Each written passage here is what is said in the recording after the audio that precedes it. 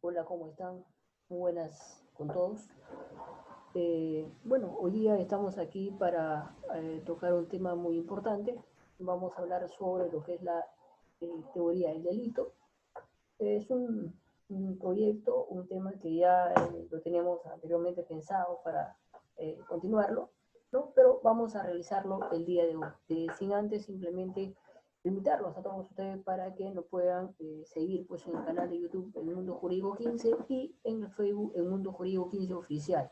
Tenemos un grupo cerrado, ahí compartimos bastante jurisprudencia, compartimos temas del día a día, compartimos algunos temas interesantes, ¿no? Y también obviamente esperando sus comentarios, sus aportes a todo y cada uno de ustedes. Dicho esto, vamos a dar inicio entonces al tema de hoy, y el tema del día de hoy es justamente pues lo que es teoría del delito. Y para eh, entender pues básicamente lo que es teoría del delito, hay que tener en cuenta la definición básicamente de qué cosa es un delito. Y el delito es el delito, siempre hay que tener en cuenta que el delito es aquella acción humana y voluntaria, ¿no? Siempre, para que configure un delito, siempre hay que tener en cuenta que es una acción humana y voluntaria. En un concepto tradicional, tendríamos que decir básicamente que el delito es aquella acción típica, antijurídica y culpable, ¿no? Dentro de la culpabilidad también sabemos obviamente que hay algunos elementos que conforman la culpabilidad, que lo vamos a ver un poco más adelante. Entonces, en ese sentido, ¿qué cosa es la teoría del delito? Bueno, la teoría del delito es un sistema, ¿no?, de hipótesis que se exponen a partir de una determinada, de una tendencia dogmática. Claro, ¿por qué? Porque el delito no es, perdón, el derecho no es estático. El derecho cambia, el derecho evoluciona en el tiempo, ¿no? Si hay algunas teorías que en su momento sirvieron para resolver aquellos conflictos jurídicos, hoy en día de repente podemos decir que ya están desfasadas y que hay otras tendencias dogmáticas que sirven hoy día, ¿no es cierto?, para resolver aquellos conflictos jurídicos. Bien, entonces aquí, por ejemplo, vamos a ver las teorías que explican el delito, y tenemos la teoría del causalismo, la teoría del finalismo y la teoría del funcionalismo, que es básicamente la teoría que hoy en día, la que seguimos, del gran maestro Klaus Roxy. Entonces, la teoría del causalismo era representada pues, básicamente por Frank von Lisset, ¿no? Él era un catedrático de Derecho Penal de la Universidad de Berlín, y la teoría del finalismo por Hans Welsers, ¿no? Es un jurista y filósofo alemán, al igual que hoy en día hablamos de la teoría del funcionalismo que representa Klaus Roxin, un jurista también alemán, ¿no? Eso es lo que hoy día seguimos, justamente esa tendencia del funcionalismo. Entonces, eh, y aquí hay algo interesante que tenemos que recalcar, que la teoría del funcionalismo, representada por Klaus Roxin, él señala claramente y dice que un sistema penal tiene como punto central la política criminal y que debe adoptar el Estado para prever el delito a través de medidas económicas, sociales, educativas y políticas. Y algo interesante que él señala, que un Estado tiene que tener pues esa política criminal. Es decir, esta política criminal tiene que estar basada más en la prevención que en la sanción. Algo que nosotros básicamente no realizamos eso. ¿Qué hacemos nosotros? Más sanción, menos prevención.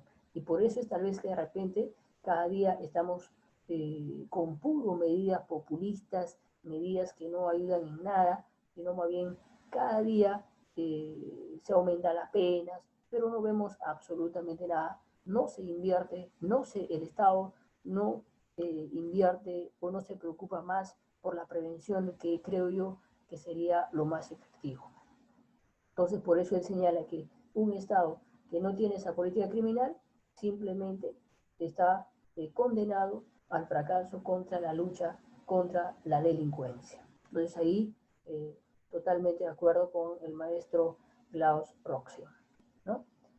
Siempre hemos señalado que los elementos del delito, ¿no es cierto?, son aquellos componentes y características no independientes, porque todos están unidos. ¿no? Los elementos del delito siempre están unidos y no pueden ser separados. Siempre se analiza de manera conjunta, ¿no? Por eso es que a partir de una definición usual del delito, aquella acción típica, antijurídica y culpable, ¿no? Bien. Aquí vamos a ver básicamente algunos elementos importantes del delito. Y hemos dicho que la acción, la tipicidad, la imputabilidad, la culpabilidad, la punibilidad son elementos importantes. Entonces desarrollamos que la acción siempre va a ser pues un acto o una omisión, ¿no? Siempre va a ser un acto o una omisión, pero esta omisión puede ser una simple omisión o una comisión por omisión. La antijuricidad básicamente es contrario a derecho. La tipicidad es importante porque ¿qué cosa vemos en tipicidad? Vamos a ver el elemento objetivo y el elemento subjetivo. Dentro del elemento subjetivo vamos a ver qué cosa, el dolo y la culpa, ¿no es cierto? Y dentro del dolo que vemos, obviamente dolo directo, dolo indirecto y dolo eventual. Dentro de lo subjetivo que vamos a ver, la culpa. Y dentro de la culpa que vemos, obviamente culpa con previsión y culpa sin previsión. Luego, como ya lo dijimos, la imputabilidad y la culpabilidad, que además de la culpabilidad tiene tres elementos importantes. Uno es la imputación, el dolo de la culpa y la exigibilidad de un comportamiento distinto, ¿no? Entonces hay que tener en cuenta esos elementos de la culpabilidad, siempre analizar los elementos.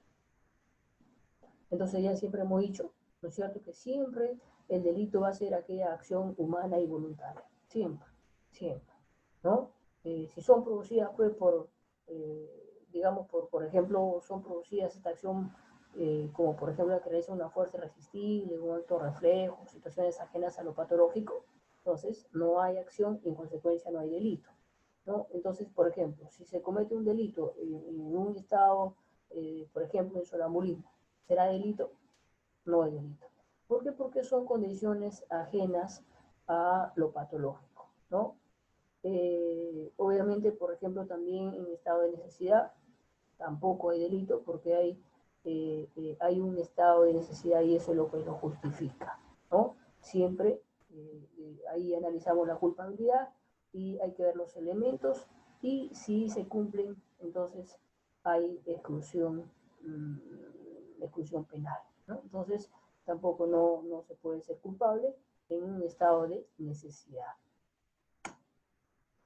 Siempre como señalamos que el delito es obviamente típicamente antijurídico y culpable, ¿no?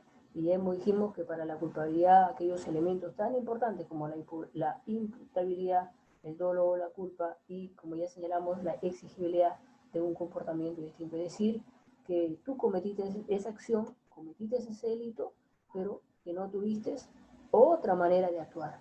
No hubo otra manera de actuar. Si es así, entonces estás excluido de la responsabilidad penal. Claro, como ya lo hemos dicho, hay otras causas de inculpabilidad, o sea, que no eres culpable. El caso, por ejemplo, caso fortuito, ¿no? Cumplimiento de un deber o un estado de necesidad. Y, por ejemplo, en esos casos, obviamente, estás excluida de responsabilidad penal, ¿no? Muy bien.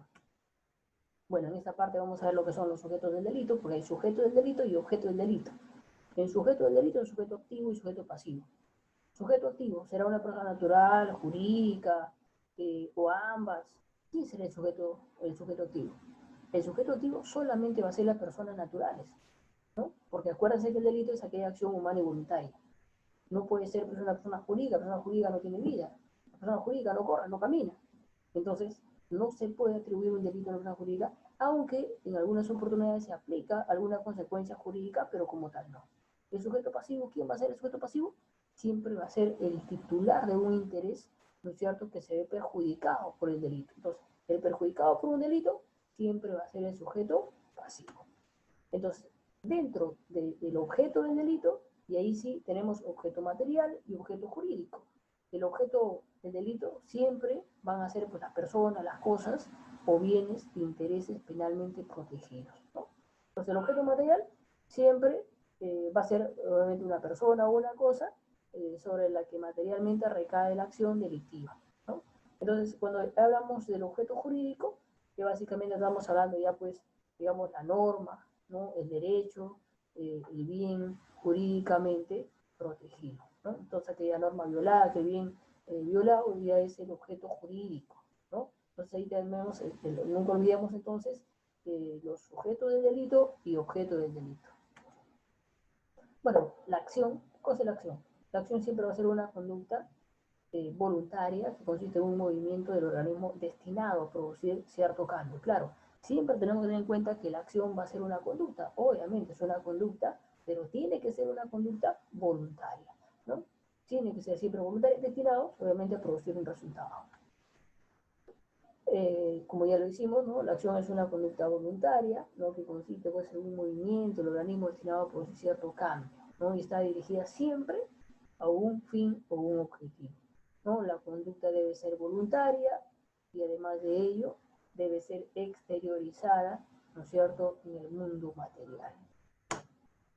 Elemento de la acción, bueno, la manifestación de voluntad, y aquí hablamos del impulso volitivo, y hablamos del resultado y la relación de causalidad entre la manifestación y la voluntad del resultado. Entonces, eso básicamente son los elementos de la acción. Y aquí es importante señalar un poco porque hablamos de ausencia de acción. Si hay ausencia de acción, no hay responsabilidad penal, estamos exentos de la responsabilidad penal. ¿En qué casos? Por ejemplo, fuerza irresistible, ¿qué más? Acto reflejo, estado de inconsciencia, ya lo dijimos, como ejemplo el sonambulismo, ¿no es cierto? Impresión paralizante. Y lo más importante también que se da muchísimo es en estado de necesidad. Entonces, en estos casos, por ejemplo, hay ausencia de acción, y si hay ausencia de acción, no hay delito exento de responsabilidad penal. Luego tenemos la fase de la acción, una fase interna y otra fase externa. Claro, la fase interna es lo que tú piensas, ¿no es cierto? Lo que piensas hacer. Pero hasta ahí no hay ningún problema, porque eso no es delito. El tema ya viene en la fase externa, porque ahí es ya donde se desarrolla la acción y tal vez se produce el resultado, entonces ya hablamos de una acción y un resultado. Bueno, pasamos a lo que es la omisión, y ahí tenemos que entender que la omisión siempre va a ser pues es un delito o una falta que consiste básicamente en la abstención, ¿no es cierto?, de un deber legal. Es decir, es no hacer algo que debes hacer, ¿no? Es decir, es hacer algo que es decir, dejar de hacer algo que debes hacer. Pero otra vez hay que tener en cuenta que siempre y cuando sea voluntario, porque imagínate, tú puedes tener algún deber legal, pero no lo haces o dejas de hacer no porque tú quieras, sino porque de repente te coaccionaron. Entonces, en ese caso, obviamente, no es delito. Pero sí en el caso de que obviamente sea voluntariamente. Pero hay que tener en cuenta que para la omisión también existen dos elementos, y uno de ellos es pues, la inactividad o la abstención voluntaria, por eso le señalamos que es ser voluntario, y segundo, resultado antijurídico, contrario a derecho, es decir, que la producción de resultado, el que omite tiene el deber de impedirlo, ¿no? Entonces ahí, por ejemplo, estamos en una omisión, ¿no? Siempre hay que tener en cuenta los dos elementos. Luego pasamos a la opción de delitos de comisión por omisión, y aquí es importante, es lo contrario a la omisión. ¿Por qué? Porque aquí es hacer lo que no se debe. Es decir, haces lo que la norma te prohíbe, ¿no? En un ejemplo claro, por ejemplo, dejar de aumentar, ¿no? Estás haciendo algo que no debes hacer. Una enfermera que deja de alimentar al paciente para que muera, ¿no es cierto? Estamos en un tipo de delito de comisión por omisión. Abandono de hijos menores, también estaríamos frente al delito de comisión por omisión. Entonces ahí hay que tener en cuenta esa parte, ¿no? Oye, de esa parte hemos llegado a la parte final. Muchas gracias por su atención.